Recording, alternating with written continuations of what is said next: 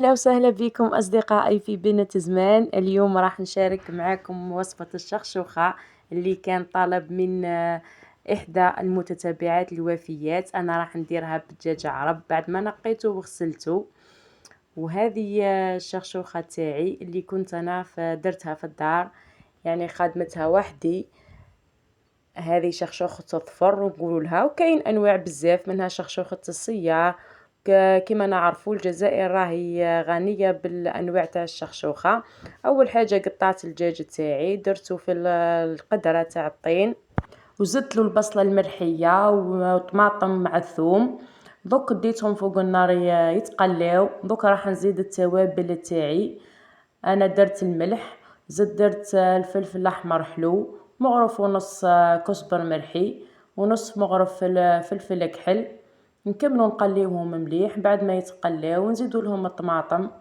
انا درت مغرف ونص. كيما نعرفوا حنايا تاع الشرق نحبوا الشخشوخه ولا العجائن تكون حمراء. هكذا نخلطوا هذو كامل المكونات مع بعض، نخليهم يديو النكهه تاع التوابل. ونخلي نغطيوها ونخليهم يزيدوا يتقلاو. لازم كل مره نحركو باش ما يلزقش معنا البصله في القاع تاع القدره. هكذا نخلطوها مليح ونقليوها. هذا هو السر باه تجي الشخشوخه والعجائن بنينه، لازم نقليوها مليح مليح حتى نشوفوا هذاك الزيت بدا يطلع الفوق، ثم نعرفوا باللي راهي تقلات. هكذا كما قلت لكم كل مره روحوا شوفوها. ها هو بدا الزيت يطلع، هنا راهي تقلات مليح. دوك نمرق بالماء سخون. كما نعرفوا الدجاج تاع العرب راهو موش كيما الدجاج تاع الاخر، راسو شوي خشين ما يطيبش فيه بسرعه. نمرقو ونزيدو نحطو الحمص تاعي اللي كان مشمخ، هكذا نحطوه في البرمه ونحركوها ونغطيوها ونخليوها تطيب في راحتها. انا نروح نجبد القصعه تاعي باش نفورو شخشوخه. هذه الشخشوخه يا البنات اللي قلت لكم عليها راني خادمتها وحدي في الدار. هذه شخشوخه تظفر، وكاين انواع بزاف من الشخشوخه، منها شخشوخه الصيار. كما نعرفوا الجزائر راهي غنيه بزاف بالانواع تاع الشخشوخه. يا البنات اللي اذا كنتوا خادمينها وحدكم وضامنينها باللي راهي نظيفه ما تغسلوهاش، واذا شيتوها على برا لازم تغسلوها وتشيحوها باش توليو ديروا الزيت. انا هنا حطيت الزيت في الاول. هكذا لازم نغلفوا به حبات الشخشوخه كامل ونحطوها تفور. هنا راهي فارت الشخشوخه كما راكم تشوفوا الفار بدا يطلع. دوك نفرغوها ونزيدو نشربوها بالماء سخون. شوفوا هذيك المرقه كيفاش راهي حمراء وتبقبق، خرجت ما شاء الله. يعني هنا مازالت ما طابتش مليح. كما قلت لكم دوك نفرغوا الشخشوخه. انا هنايا نشربها بالماء سخون في الاول. انا نديرها 3 تفويرات، التفويره الاولى بالزيت والثانيه بالماء والثالثه نشربها بالمرقه. هكذا نحطو كميه ماهيش نعمروها خلاص. لازم ما تشربش الماء بزاف، كي تشرب الماء بزاف تجي صامطه. لازم تشربوها شويه برك تاع الماء قيس ما راح تطرى معانا وخلاص. هكذا دوك نحلوها كيما راكم تشوفوا فيا راني ندير ونخليوها تتشرب. كي نشوفوها نشفت وشربت هذاك الماء نزيدو نحطوها تفور المره الثانيه.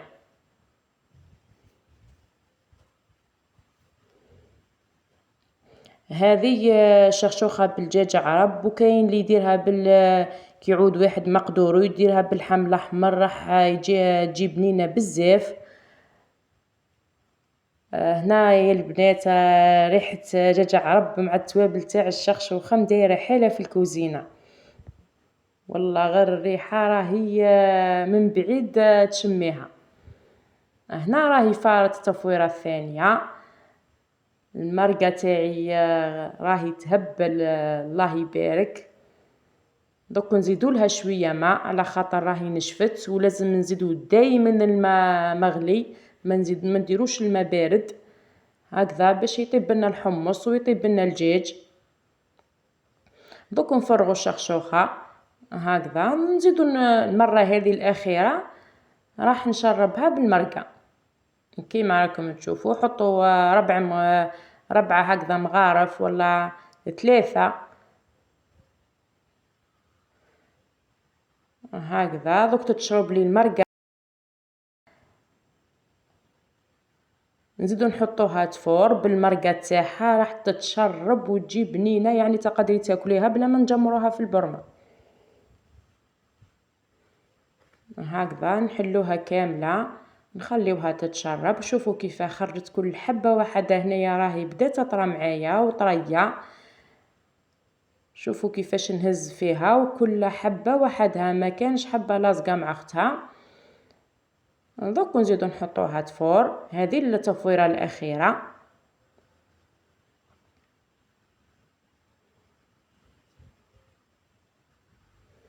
هكذا. دوك راهي فارت والفار تاعي خرج. يا جماعه راهي ريحه دجاج عرب كيما قلت لكم دايره حيله في الكوزينه. دوكا نتوما تحبوا شخشوخة الظفر ولا شخشوخة السيار؟ واش تحبوا اكثر؟ قولوا لي في التعليقات، وكل واحد تعطيني طريقتها الخاصه كيفاش تخدمها كيفاش تجمرها. انا هنا زدت زوج حبات زروديه، عندي زوج حبات كبار، غسلتهم وقطعتهم حطيتهم، ومن بعد ما طابت وطاب الدجاج نحيتهم وزدت فرغتها في قدره اللي نقدر نجمر فيها.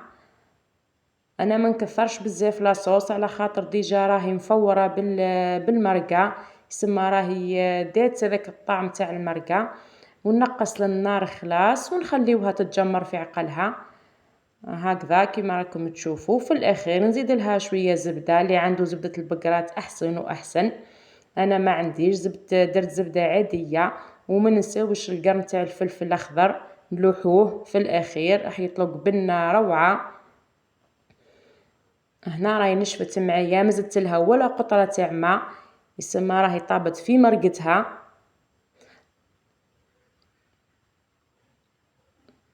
هكذا. صدقوني يا البنات تجيكم روعه روعه وكل حبه وحدها. دوك نروح نفرخها في صحن التقديم، وان شاء الله نشوفوها كيفاش خرجت معايا. ان شاء الله تجربوها وتعجبكم، وما تنساوش تحطوا لي رايكم في التعليقات وطريقتكم الخاصه في اعداد الشخشوخه. هنا راني حطيتها في صحن التقديم، خرجت كل حبه وحدها ما شاء الله. ان شاء الله تعجبكم، ما تنساوش الاشتراك في القناه، ما تنساوش اللايك والتعليق. اترككم في رعايه الله وحفظه، سلام.